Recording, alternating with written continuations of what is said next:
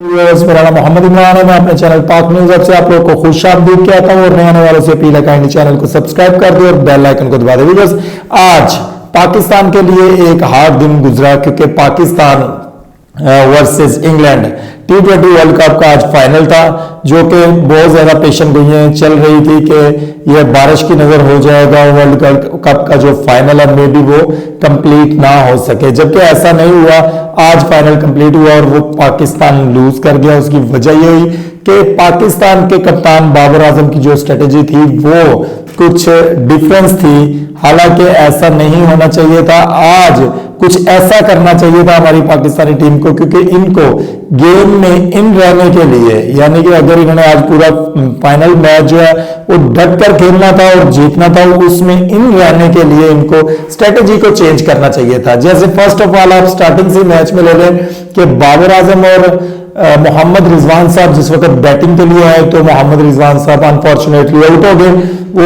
Wicket के ऊपर stay नहीं कर सके और बाबर आजम भी स्लो खेले। सेकंड पे उन्होंने जिस वक्त हारिस साहब को बुलाया, क्योंकि हम लोग भी क्रिकेट खेलते हैं और अभी भी खेलते हैं, ऐसा नहीं है कि अभी हम लोग क्रिकेट छोड़ चुके हैं, अभी भी हम लोग खेलते हैं, हम भी सोच समझ रखते हैं और हमें पता होता है कि यार कहाँ पे क्या करना चाहिए, कहाँ पे बैट्समैन को चेंज करना चाहिए, बॉलर्स को चेंज करना चाहिए, फील्डिंग्स को चेंज करना चाहिए। आपको बताएं कि हारिस जिस वक्त वन डाउन आए हैं तो हारिस की वो जगह एक्चुअल नहीं बनती, क्योंकि हारिस एक ऐसे बेस्ट हिटर, हार्ड हिटर आप कह सकते हैं उनको कि एक हार्ड हिटर है, लेकिन हारिस की जो बैटिंग है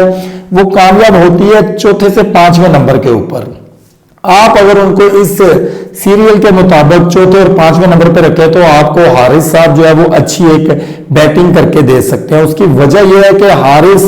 पेसर को, मैंने नोट किया कि हारिस साहब के लिए पेसर को खेलना जरा मुश्किल होता है, फास्ट बॉलर को खेलना, वो मीडियम फास्ट और स्पिनर्स को अच्छा खेलते हैं और अच्छी हिटिंग करते हैं। उसके बाद आप जिस वक्त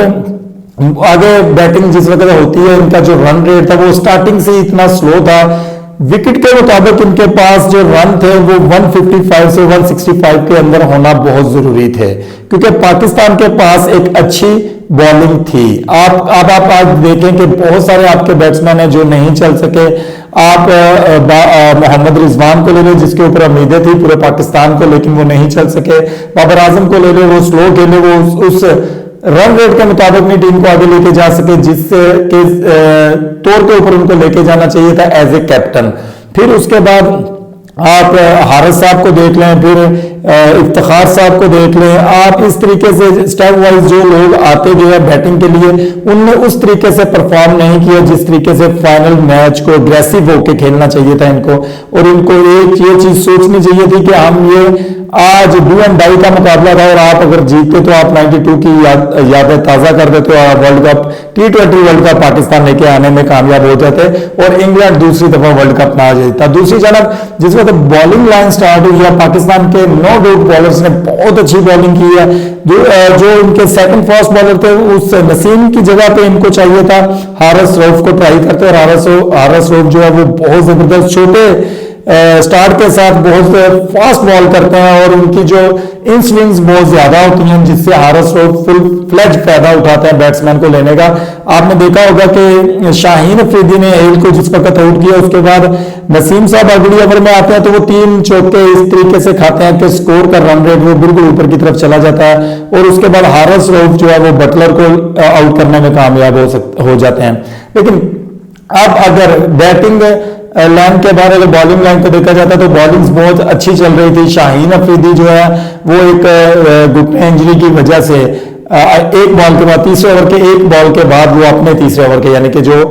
शाहीन अफरीदी का तीसरा ओवर था उसके एक बॉल के बाद वो इंजरी की वजह से बाहर चले गए। इस स्टेप के ऊपर अब जिस जगह पे इनको चाहिए था मोहम्मद नवाज को ट्राई करते, वहां पे इन्होंने इफ्तिखार साहब को बॉलिंग दी। उस वक्त आपसे 13 से 14 रन के फासले पे खड़े थे। वो जो 5 बॉल हुए हैं वो मैच को बिल्कुल चेंज करके उन्होंने रख दिया। नो डाउट स्कोर कम भी था, बट पाकिस्तान के जो बॉलर्स थे उस वक्त मुकाबला बहुत अच्छा कर रहे थे। अगर शाहीन अफरीदी अपने स्पेल पूरे कर जाते तो आज इस वक्त जो हम ये लूज मैच की बात कर रहे हैं वो ये ना होती। बहरहाल जब 2 घोड़े मैदान में उतरते हैं तो दोनों में से किसी एक ने जीतना होता है। आखिरकार आज जो जीत है वो इंग्लैंड की हुई, उसके लिए वो लोग आज खुशियां भी मना रहे हैं। बहरहाल पाकिस्तान बहुत अच्छा खेला है, इंडिया की निस्बत पाकिस्तान बहुत अच्छा खेला है।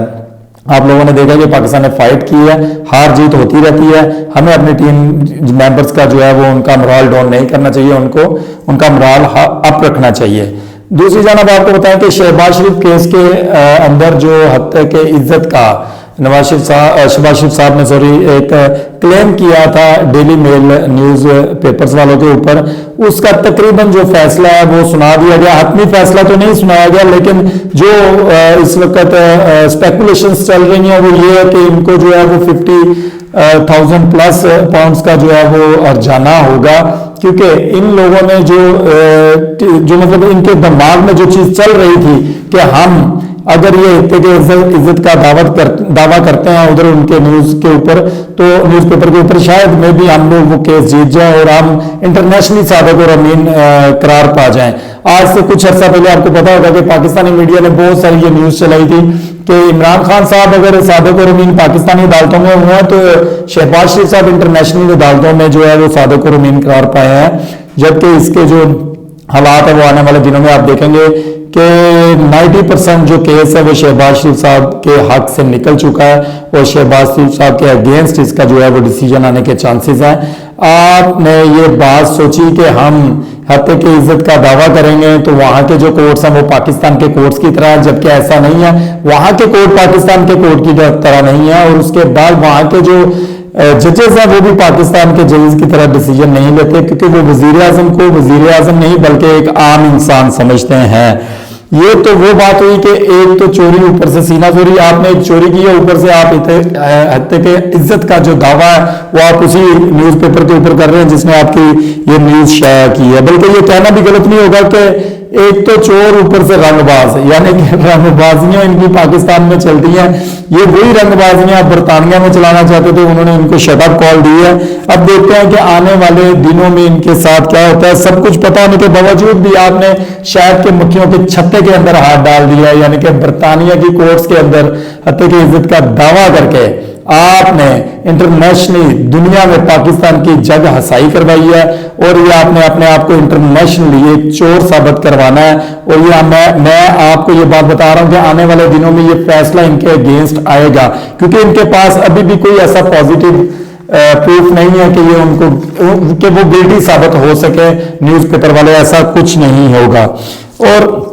आपको बताएं कि आज एक मैं प्रोग्राम देख रहा था जिसमें इत्तेज़ार हसन साहब और इमरान रियाज खान साहब का बोल न्यूज के ऊपर वो प्रोग्राम था। इमरान रियाज साहब ने कुछ सवालात किए जिसके ऊपर इत्तेज़ार हसन साहब ने उनको कहा, इत्तेज़ार हसन साहब का कहना था कि पाकिस्तानी अदालतों को चाहिए जैसे बरतानिया की अदालतें करती है, ये केस हुआ है इसके ऊपर इन्होंने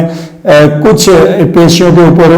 उनको इस्तिस्ना दी। उसके बाद उन्होंने अब ये कहा कि नहीं जी आप वज़ीर आज़म होंगे तो अपने घर में होंगे, यहाँ पे ये सिस्टम नहीं है। उन्होंने कहा यहाँ पे आप एक आम इंसान की तरह आके पेश होंगे और हम फैसला सुनाएंगे जो भी होगा, या आप आके अपने आप का यहाँ पे रोल अदा करें और बताएं कि ये सारा कुछ जो हो रहा है ये गलत हो रहा है। उन्होंने कहा जी पाकिस्तानी अदालतों को भी चाहिए कि हैवी कॉस्ट जुर्माने रखें जो लोग डेट लेना चाहते हैं, ताकि बहुत सारे जो केसेस हैं वो लिंगर ऑन हो जाते हैं मुख्तलिफ वजूहात की वजह से। कभी जज साहब नहीं आते, कभी वकील नहीं आते, कभी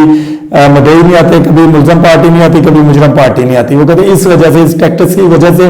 जो हमारे फैसले हैं उनके ऊपर काफी चीजें असरअंदाज होती हैं और जो फैसला 2 पेशियों में हो रहा होता है वो जाके 20-30 पेशियों में हो रहा होता है। वो कहते हैं इसके अगर हर पेशी के ऊपर जुर्माना डाला जाए तो फैसले जल्दी होंगे, इंक्लूडिंग वकला के ऊपर और मुलजम और मुजरम पार्टी दोनों के ऊपर। आर्मी चीफ की अपॉइंटमेंट के ऊपर उन्होंने कहा जी प्राइम मिनिस्टर इसका पूरा हक रखता है, प्राइम मिनिस्टर चाहे तो वो जिसको मर्जी आर्मी चीफ लगा सकता है। उन्होंने कहा जी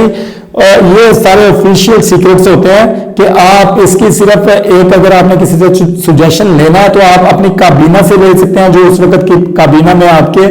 मौजूद लोग होते हैं, या आप किसी अपने ऐसे सीनियर रहनुमाओं से ले सकते हैं जो आपकी पार्टी का हिस्सा होते हैं। आप उनसे इस तरह के मामला डिस्कस कर सकते हैं क्योंकि ऑफिशियल सीक्रेट है। आप ऐसे लोगों के अलावा किसी के साथ इसको डिस्कस नहीं कर सकते। नवाज शरीफ के सवाल के ऊपर इमरान रियाज साहब की तरफ से इत्तेज़ार हसन साहब का कहना यह था कि आप ऑफिशियल सीक्रेट किसी ऐसे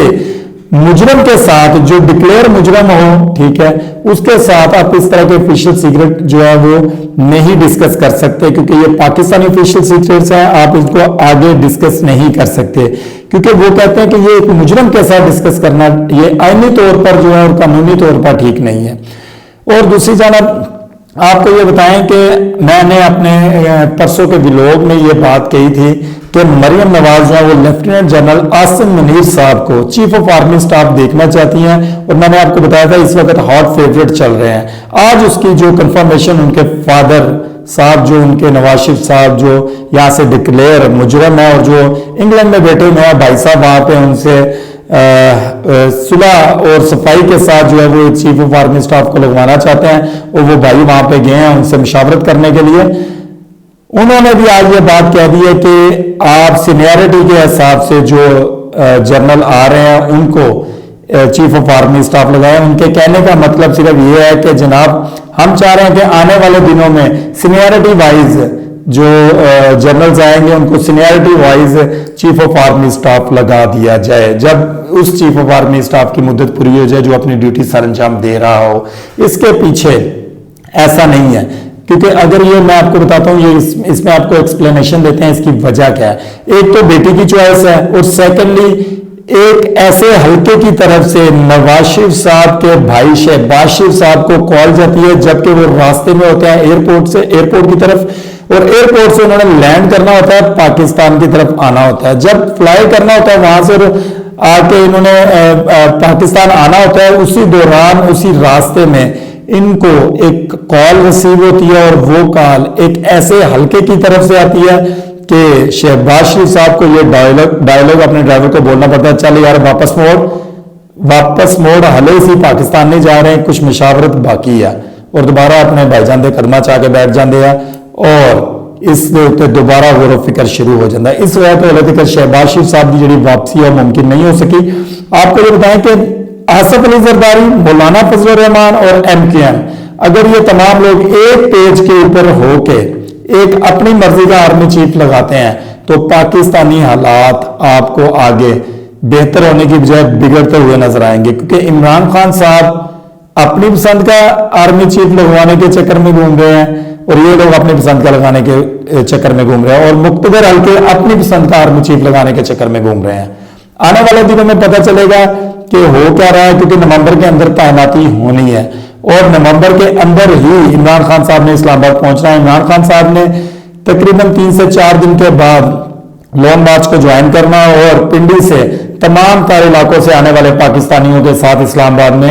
इंटर होना है। मेरी दुआ है कि अल्लाह ताला पाकिस्तान के ऊपर कोई ऐसा हुक्मरान मुसल्लत करे जो पाकिस्तान को कानून, शरीयत और इस्लाम के मुताबिक चलाए, और मेरी ये भी दुआ है कि अल्लाह ताला हमें और हमारे मुल्क को इन जैसे मुनाफिकीनों से बचाए। आमीन सुमा आमीन। अपना और अपनी फैमिली का ख्याल रखें, जहां भी रहे खुश रहे। पाकिस्तान जिंदाबाद।